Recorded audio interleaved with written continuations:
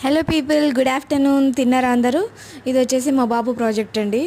Morning నుంచి ఇలా చాలా బిజీ అయిపోయాను. నిన్నే సబ్మిట్ చేయాలి కానీ కుదరలేదు.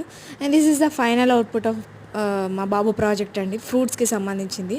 సో నర్సరీ కాబట్టి మ్యాక్సిమం సింపుల్గా కొంచెం క్రియేటివ్గా ట్రై చేశాను. ఎలా ఉందో కామెంట్ చేయండి.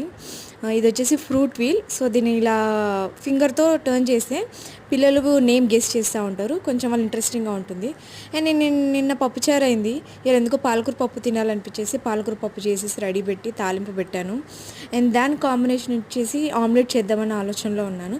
మీకు పాలకూర పప్పులో పప్పుచారులో కాంబినేషన్ ఏంటో కామెంట్ చేయండి. ఇది వచ్చేసి పాలకూర పప్పు తాలింపు వేసిన తర్వాత నాకైతే పచ్చి ఆనియన్స్ డైరెక్ట్ ఆమ్లెట్లో వేసి తినడం ఇష్టం. కానీ మా ఇంట్లో మ్యాక్సిమం ఆనియన్స్ని కొంచెం లిటిల్ బిట్ ఫ్రై చేసి ఆ తర్వాత ఆమ్లెట్లో కలిపి తింటారు. నేను తప్పు పని ఏం చేశానంటే ఎగ్ వేయకుండానే ఆమ్లెట్